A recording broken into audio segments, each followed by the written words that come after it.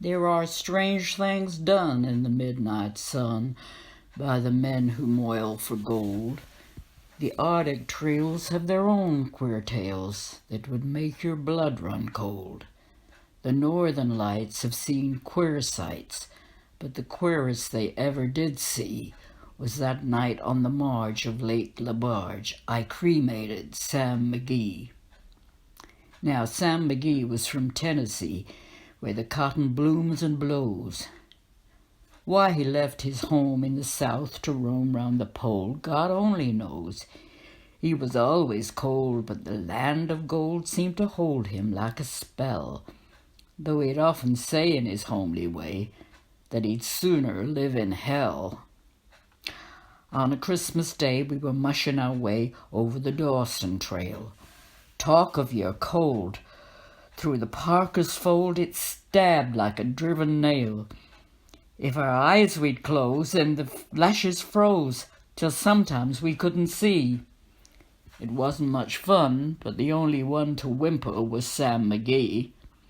And that very night, as we lay packed tight in our robes beneath the snow, and the dogs were fed and the stars o'erhead were dancing heel and toe, he turned to me and, "Cap," says he, "I'll cash in this trip, I guess. And if I do, I'm asking that you won't refuse my last request." Well, he seemed so low that I couldn't say no when he says with a sort of moan, "It's the cursed cold, and it's got right hold till I'm chilled clean down to the bone. Yet 'tain't being dead is my awful dread of the icy grave that pains. So I want you to swear that, foul or fair, you'll cremate my last remains." A pal's last need is a thing to heed, so I swore I would not fail. And we started on at the streak of dawn, but God, he looked ghastly pale. He crouched on the sleigh and he raved all day for his home in Tennessee. And before nightfall a corpse was all that was left of Sam McGee. There wasn't a breath in that land of death, and I hurried, horror-driven, with a corpse half hid that I couldn't get rid because of a promise given. It was lashed to the sleigh, and it seemed to say, "You may tax your brawn and brains, but you promised true, and it's up to you to cremate those last remains." Now, a promise made is a debt unpaid, and the trail has its own stern cold. In the days to come, though my lips were dumb, in my heart how I cursed that load. In the long, long night by the lone firelight, while the huskies, round in a ring, howled out their woes to the homeless snows, oh God, how I loathed that thing. And every day that quiet clay seemed to heavy and heavier grow. And on I went, though the dogs were spent and the grub was getting low. The trail was bad, and I felt half mad, and I swore I would not give in.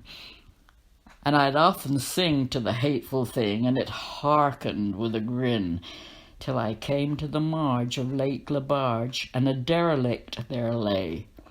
It was jammed in the ice, and I saw in a trice that it was called the Alice May. And I looked at it, and I thought a bit, and I looked at my frozen chum. "Then here," said I, with a sudden cry, "is my crematorium." Some planks I tore from the cabin floor, and I lit the boiler fire. Some coal I found that was lying around, and I heaped the fuel higher. The flames just soared, and the furnace roared, such a blaze you seldom see.